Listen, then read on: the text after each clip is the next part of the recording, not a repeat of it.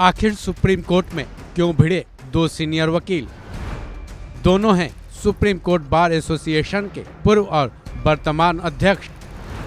CJI Chandrachud का क्या रहा एक्शन? सुप्रीम कोर्ट का माहौल उस वक्त गर्म हो गया जब दो सीनियर वकील आपस में ही भिड़ गए, वो भी सीजेआई चंद्रचूड़ की अदालत में। बात चर्चा में ज़्यादा तब नहीं आती जब केवल दोनों वकील होते। बात ज़्यादा फेमस तब हो गई जब दोनों सीनियर लॉयर्स में से एक सुप्रीम कोर्ट बार एसोसिएशन के वर्तमान अध्यक्ष आदिश अग्रवाल और सुप्रीम कोर्ट बार एसोसिएशन के ही पूर्व अध्यक्ष विकास सिंह हैं। दरअसल सुप्रीम कोर्ट में सीजेआई की अगुवाई वाली बेंच में सीनियर लॉयर और बीजेपी के प्रवक्ता गौरव भाटिया से नोएडा जिला अदालत में धक्का मुक्की वाले केस की सुनवाई हुई थी, जिस पर सुप्रीम कोर्ट ने स्वतः संज्ञान लिया है। इसी सुनवाई के दौरान आदिश अग्रवाल और विकास सिंह के बीच सीजेआई के सामने ही तल्ख बहस हो गई। इस केस में अपनी दलील पेश करते हुए जब सुप्रीम कोर्ट बार एसोसिएशन के अध्यक्ष अग्रवाल ने सीजेआई की बेंच से ये कहा कि इस केस को बंद कर देना चाहिए, जिसके पीछे उन्होंने वजह भी गिनाई। उन्होंने इसके पीछे दलील दी कि ग्रेटर नोएडा के वकीलों के संगठन ने 20 मार्च को ही इस मामले पर अपना खेद जता दिया है। ऐसे में इस मामले को आगे बढ़ाना उचित नहीं है। एससीबीए के अध्यक्ष की इस दलील पर सीनियर लॉयर और एससीबीए के पूर्व अध्यक्ष विकास सिंह ने आदिश अग्रवाल की दलील का जमकर विरोध किया।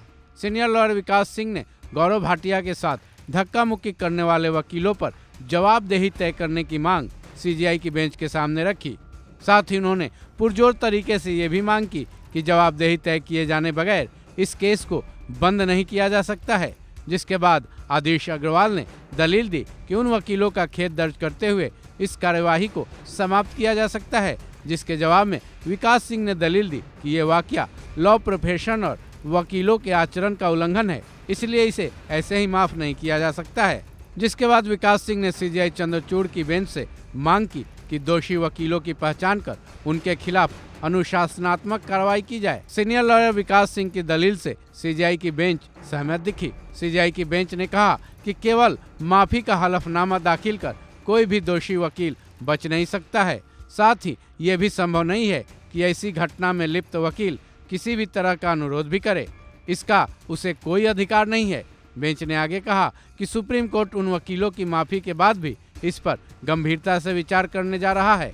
हम ना तो उनकी माफी को स्वीकार करेंगे और ना ही हम इसे हल्के में लेंगे।